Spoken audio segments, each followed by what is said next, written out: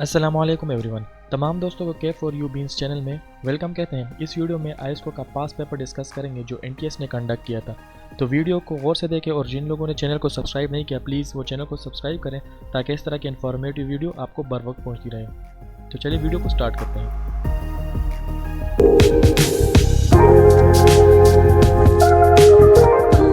Question number 76। If one side of a square is increased by 20% and the other side is decreased by 20%, what is the percentage change in the area? तो इसका हम इस तरह है कि अगर ये स्क्वायर है हमारे पास, एक साइड भी इसका वैसे फॉर एग्जांपल 10 होता है तो दूसरा भी 10 होता है। कहते हैं कि अगर हम इसको one side is increase by 20%, अगर एक साइड को 20% इंक्रीज़ कर लें तो मतलब 10 का 20% है 2, तो इसको एक साइड को कर लेते हैं 12। और अगर दूसरे कहता है कि दूसरे साइड को हम डिक्रीज़ बाय 20% कर लें तो ये 2 अगर इससे माइनस कर लें तो ये 8 हो जाएगा।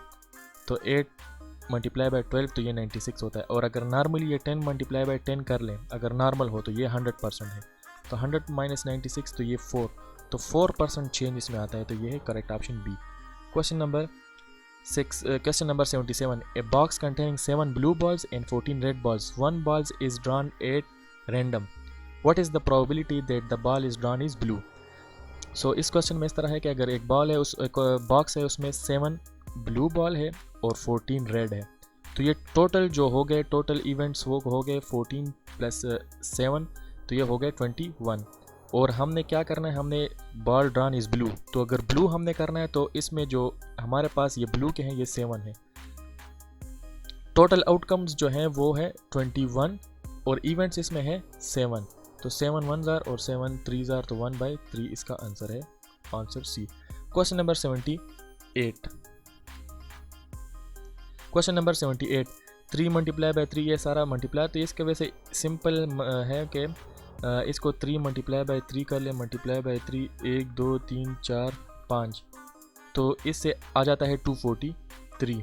और फिर ये 0 0 को हमने इस तरह करना है कि ये 0.0 इस 10 के साथ मल्टीप्लाई हो के 1 आ गया, तो ये भी 1 है, फ़र्क नहीं पड़ता। और ये है 100 मल्टीप्लाई बाय ये भी है 1000, तो अगर 243 ये 3 0 इधर चले गए और तो ये पॉइंट हो गया, ये 00, तो 0.00 243, ये ऑप्शन है सी। वैसे ये मेरा तरीका है करने का, बाकी आप मुख्तलिफ तरीक़ों से इस क्वेश्चन को सॉल्व कर सकते हैं। Question number 79। The sum of 3 numbers is 136 if the ratio between first and second be 2 3 and that between second and third is 5 3, then second number is.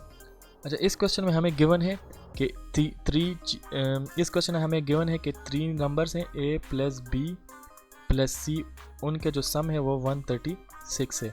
और साथ में ये भी गिवन है कि A रेशो B का जो गिवन है वो 2:3 है और B रेशो C गिवन है वो है 5:3। तो इसको हमने इसमें कन्वर्ट करना है,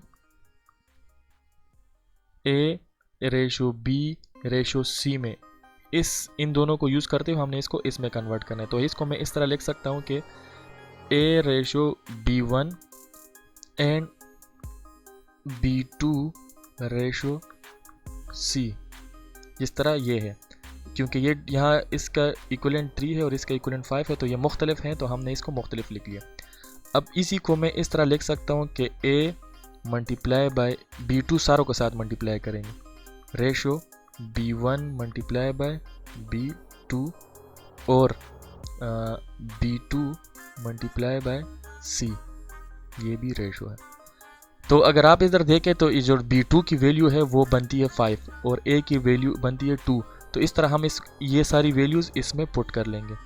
तो A क्या है हमारे पास, A है 2 मल्टीप्लाई बाय 5 रेशो B1 क्या है, B1 2 है 3 ये वाली, और B2 की वैल्यू पे हमारे पास 5 और B2 है 3 मल्टीप्लाई बाय C है ये भी 3, तो ये हो जाएगा 2 5 10, ये 15 और मल्टीप्लाई बाय रेशो ये 9 हो जाएगा। इन सारों को इसके साथ इसके बाद इसको हम इसके साथ x मल्टीप्लाई कर लेंगे और इन दोनों को ऐड करके हम ये लिख सकते हैं कि 136 इज़ इक्वल टू, और इन सारों को ऐड करके हम लिख सकते हैं ये आ जाएगा 34x। अब हम x फाइंड करने, x इज इक्वल टू, तो x इज इक्वल टू आ जाएगा 4। अब हमने सेकंड इक्वेशन फाइंड करनी है, तो सेकंड हमारे पास था 15x, तो इसमें ये वैल्यू पुट कर लेंगे, तो 15 इंटू एक्स की जगह 4 लिख लेंगे, तो ये आता है 60। तो हमारे पास 60 आंसर है।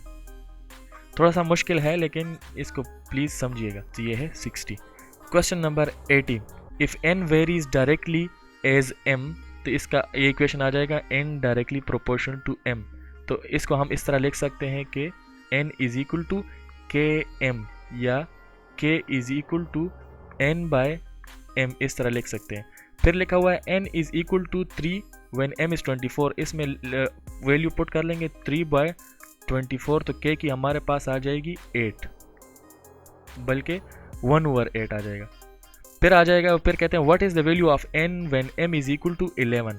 तो n की वैल्यू हमने फाइंड करनी है, k हमारे पास है और m हमें दिया हुआ है, तो k 1/8 हो गया, m हमारे पास है 11, तो इसका आंसर आप 11/8।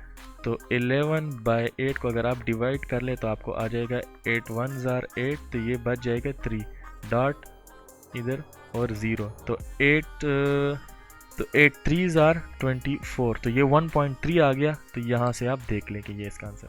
Question number 81. The impedance value of generator is 0.2 per unit and base value of 11 kV 50 MVA. The impedance value of base value of 22 kV 100 MVA is. तो हमें ये ओल्ड दिए हुए हैं वैल्यूज़, ये और 50 MVA और 0.2, हमने न्यू इम्पीडेंस इन वैल्यूज़ पे फाइंड करना है। तो हमारे पास इसके लिए फार्मूला है ये वाला, Z पर unit new is equal to, ये इसका ओल्ड Z ओल्ड ये वाला हो जाएगा, और MVA old divide by MVA nu divide by MVA old. तो MVA न्यू हमारे पास ये है और ओल्ड हमारे पास ये 50 MVA, तो हमने ये इसमें वैल्यूज पुट कर ली, और KVA old divide by KVA new, KVA old हमारे पास ये 11 KVA और न्यू जो है 22 किलोवोल्ट, तो ये इसमें पुट करके हमारे पास ये आंसर आ जाएगा 0.1। बेसिकली यहाँ पे 0.1 है नहीं, इन्होंने 1, अगर हम 100 की जगह 150 MVA डाल दें तो फिर जाके हमारे पास 0.15 आएगा। तो वैसे ये चॉइसेस गलत हैं, लेकिन इसका जो करेक्ट आंसर है वो है 0.1। Question number 82, A light arrester connected in the line and earth in A power system.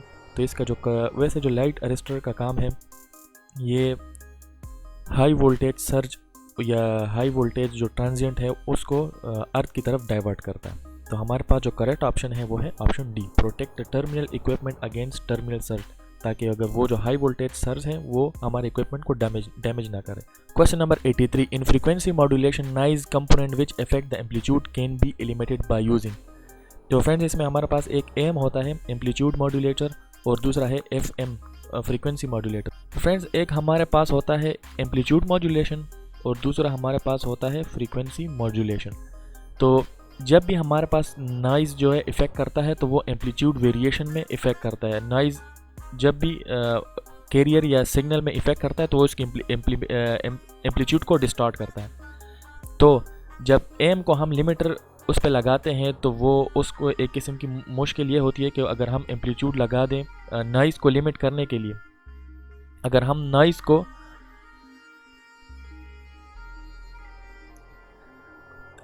Noise को लिमिट करने के लिए एम्पलीट्यूड लिमिटर लगा दे तो ये जो AM है इसमें जो इन्फॉर्मेशन है वो हमारी इफ़ेक्ट हो जाएगी, क्योंकि हमारी जो सारी इन्फॉर्मेशन है वो सारी एम्पलीट्यूड में होती है। जहाँ तक FM की बात है तो क्योंकि इसमें हमारी जो इन्फॉर्मेशन है वो कैरियर वो फ्रीक्वेंसी वेरिएशन में होती है, तो अगर हम इस पर नॉइज़ लिमिटर या एम्पलीट्यूड लिमिटर लगा भी दें तो वो हमारी इन्फॉर्मेशन को कोई डैमेज नहीं करेगा। इसलिए ये इम्यून टू नॉइज़ है और ये इम्यून टू नॉइज़ नहीं है, क्योंकि इसमें हमारी सारी इन्फॉर्मेशन है वो है एम्पलीट्यूड में होती है, और अगर हम एम्पलीट्यूड पे लिमिटर लगा दें तो वो सारी इन्फॉर्मेशन डैमेज हो जाएगी। तो यहाँ इसका करेक्ट ऑप्शन है ये। वैसे इसकी थोड़ी सी एक्सप्लेनेशन थी, जो हमारे पास इसका करेक्ट ऑप्शन है वो है C. Question number 84, which power plant has minimum operational cost. तो जो ऑपरेशनल कॉस्ट है वो है हाइड्रो इलेक्ट्रिक पावर प्लांट की। वैसे इसकी जो इनिशियल कॉस्ट है वो इसकी ज़्यादा है, लेकिन जो ऑपरेशनल कॉस्ट है क्योंकि इसमें कोई भी फ्यूल नहीं यूज़ होता है, इसमें पानी यूज़ होता है और पानी एक नेचुरल चीज़ है, तो इसकी ऑपरेशनल कॉस्ट बहुत मिनिमम है। Question number 85, the effect of ice deposition on conductor is, तो जब भी कंडक्टर के ऊपर आइस आ जाती है तो वो इसकी वेट को इंक्रीज करता है, तो इसका जो करेक्ट ऑप्शन है वो option C. Question number 86, the protection against direct lightning stroke and high voltage steep wave is provided by, तो हम लाइटनिंग अरेस्टर और ग्राउंड वायर यूज़ करते हैं ताकि जो भी डायरेक्ट लाइटनिंग स्ट्रोक आ जाए तो वो उसको ग्राउंड कर दे। तो जो भी ट्रांसमिशन लाइन है उसका जो टॉप मोस्ट वायर होता है वो हमारे पास ग्राउंड वायर होता है, अगर कोई भी लाइटनिंग स्ट्रोक इस पे आ जाए तो वो इसको ग्राउंड कर दे। और साथ में हम एक लाइटनिंग अरेस्टर्स, एक इस तरह का कोई पोल होता है और उसमें ये मेटल का बना कंडक्टर का बना होता है, जब भी कोई लाइटनिंग स्ट्रोक आता है तो ये इसको ग्राउंड तक डाइवर्ट कर लेता है, तो जो हमारे इक्विपमेंट है वो सेफ रहते हैं। Question number 87, which of the following directly effect the air standard efficiency of a diesel engine, तो ये है इसका जो करेक्ट ऑप्शन है वो compression ratio. Question number 88, in power plant cooling towers are used to, जब भी कंडेंसर से जब पानी निकलता है तो वो पानी बहुत हीटेड होता है, तो उसको ठंडा करने के लिए ताकि वो दोबारा हम रीयूज़ करें और उसको कूल करने के लिए हम एक कूलिंग टावर यूज़ करते हैं, तो इसका जो करेक्ट ऑप्शन है वो है D, cool the condenser outlet water. Question number 89, skin effect is proportional to, basically skin effect 4 चीज़ों पे डिपेंड करता है, एक है डायमीटर, दूसरा है फ्रीक्वेंसी, तीसरा है शेप ऑफ मटेरियल और जो फोर्थ नंबर है वो है एरिया ऑफ कंडक्टर। तो जो स्किन इफेक्ट है इसके साथ डायमीटर के साथ इसका डायरेक्ट रिलेशन है और इसका स्क्वायर, तो ये आंसर देखें diameter of conductor square of the diameter of the conductors के साथ, और फ्रीक्वेंसी के साथ इसका इन्वर्स है 1/√f। Question number 90, the capacitor switching is easily done with, तो इसका जो करेक्ट ऑप्शन है वो easily done with vacuum circuit breaker. Question number 91, the characteristics impedance of a transmission line depend upon, तो ये है geometrical configuration of the conductor. वैसे characteristics impedance of transmission line का जो फार्मूला है वो है Z0 = R + j⍵L divide by G + j⍵C √, ये इसका जो कैरेक्टरिस्टिक्स इंपीडेंस का फार्मूला है। A short transmission line has equivalent circuit consistence of, तो ये इसका करेक्ट ऑप्शन है डी, क्योंकि हमारे पास शॉर्ट ट्रांसमिशन लाइन में सिर्फ रेजिस्टेंस और साथ में इम्पीडेंस होता है, तो ये दोनों सीरीज R एंड L, क्योंकि इसमें शंट वो होता नहीं है capacitance. Question number 93, shunt capacitance is usually neglected in the analysis of, तो ये शॉर्ट ट्रांसमिशन में हम इसको नेग्लेक्ट करते हैं जिस तरह मैंने यहाँ पे बता दी। Question number 94, super heated steam is always, अच्छा super heated steam saturation temperature जो है उससे भी ज़्यादा गर्म या हीटेड होता है, तो इसका जो करेक्ट ऑप्शन है at a temperature higher than saturation temperature corresponding to a steam pressure. Transmission question number 95, transmission lines link, तो ट्रांसमिशन लाइन किन दो चीज़ों को लिंक करता है, ये हमारे पास ट्रांसमिशन लाइन है, ये जनरेटिंग स्टेशन को रिसीविंग स्टेशन या रिसीविंग सब स्टेशन को साथ लिंक करता है, फिर वो रिसीविंग इन से हम आगे जाके डिस्ट्रीब्यूशन स्टेशन को इसको लिंक करते हैं, तो ट्रांसमिशन लाइन का मेन काम जो है जनरेटिंग स्टेशन को रिसीविंग स्टेशन से तक, तो इसका करेक्ट ऑप्शन ये है। Question number 96, the load curve is a plot of, load curve क्या होता है, यहाँ इसके लोड होता है वर्सेस टाइम, ये बताता है कि किस टाइम पे कितना लोड था। Question number 97, as compare to the stream at entry to the turbine which of the following will be larger at exit, अगर हमारे पास ये टर्बाइन है तो कहते हैं कि इसके इनपुट पे क्या चीज़ ज़्यादा होगी और कम होगी, और आउटपुट पे स्टीम की बात करें, अगर स्टीम हमारे पास जब टरबाइन में इंटर होती है तो इसका प्रेशर बहुत ज़्यादा हाई होता है और वॉल्यूम जो है वॉल्यूम कम होता है, क्योंकि वो कंप्रेस बहुत ज़्यादा हीटेड स्टीम होती है तो उसका वॉल्यूम कम होता है प्रेशर की वजह से और प्रेशर बहुत ज़्यादा होता है। लेकिन जब वो टरबाइन को घुमा के उसके बाद जब स्टीम निकलता है या तो उसका जो प्रेशर है वो कम हुआ होता है और वॉल्यूम ज़्यादा हो जाता है। तो यहाँ देखें कौन सी चीज़ एग्जिट पे ज़्यादा होगी, specific volume. Question number 98, total load transmitted through a 3-phase transmission line is 1000 kilowatt at 0.8 power factor lagging, the I2R losses are 900 kilowatt, the efficiency of transmission line, तो एफिशिएंसी का फार्मूला है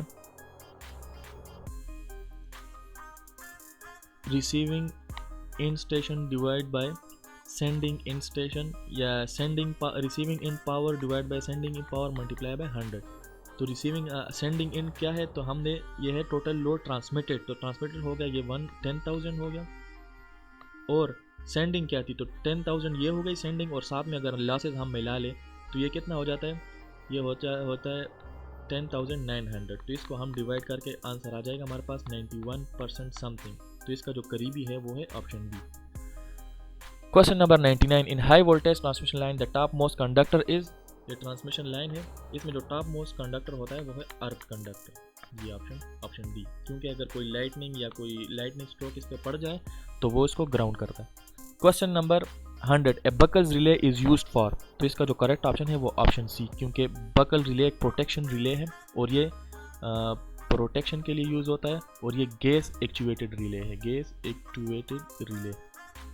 तो ये और इसका जो मेन काम है ये all internal fault of transmission line के लिए यूज़ होता है। सो आप protection of transformer against all internal fault. Friends, अगर आपको वीडियो अच्छी लगे तो प्लीज़ चैनल को सब्सक्राइब करें, ताकि इंशाल्लाह आइंदा बाकी डिस्कोस कंपनी के भी पास पेपर मैं डिस्कस करूंगा, ताकि वो आपको बर वक्त पहुंच जाए। Thank you.